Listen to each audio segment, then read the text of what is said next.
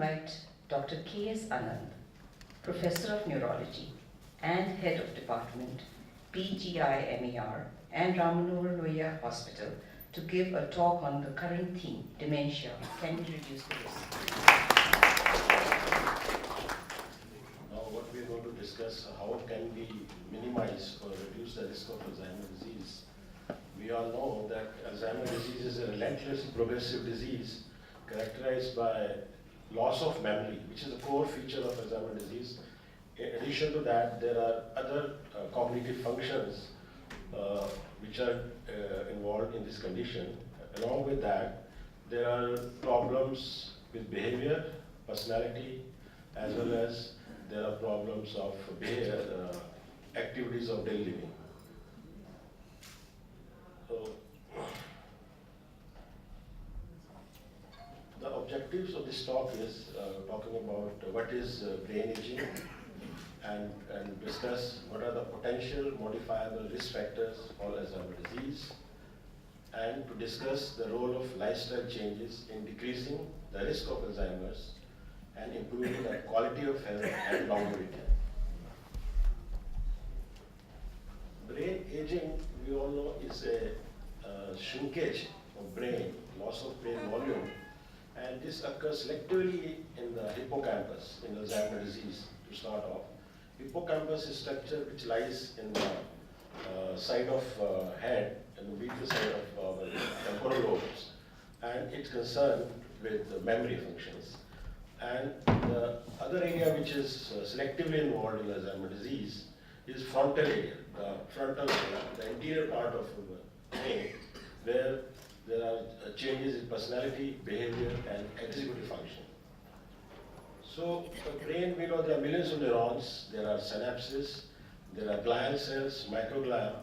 So, not only the neurons which are there in the uppermost layer of the brain, we call it cortex, which is thinned out in Alzheimer's disease. Along with that, there are dendrites, the synapses, myelin, which get lost in Alzheimer's disease.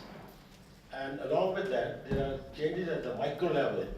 The neurofilaments and the amyloid gets deposited, and neurofilaments, they cluster to form what you call a neurofilaments tangles, and the amyloid, they collect to form amyloid plaques. So they interfere with the passage of signal from one cell to another, and thereby causing changes in the brain.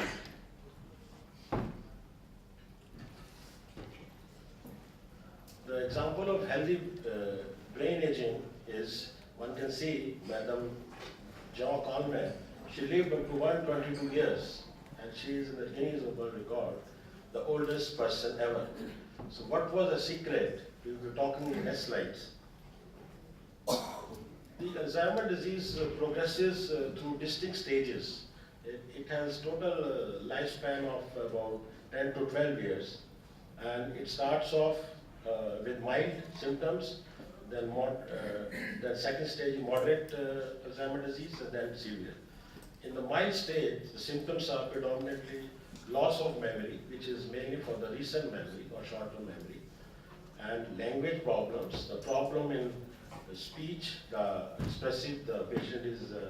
person is unable to get the right word, and he has problem expression, and later on there are problem comprehension of speech. There are wide mood swings, personality changes, and the misjudgment in the initial stages. As the disease progresses, 3 to 4 years down the line, the person may have moderate Alzheimer's disease, where there are predominant behavior changes, personality changes, and inability to learn or recall new information. And there's long-term memory is also affected. In addition to that, there are behavior changes in the form of wandering, agitation, and they may require assistance for active daily living at this stage. And stage 3, which is severe Alzheimer's disease, there are gait disturbances in the form of difficulty walking. They have staggered gait, a small step gait, and also they may have incontinence, that is passing urine without any concern, and they may become bedridden. Ultimately, they are unable to perform any of the ADL.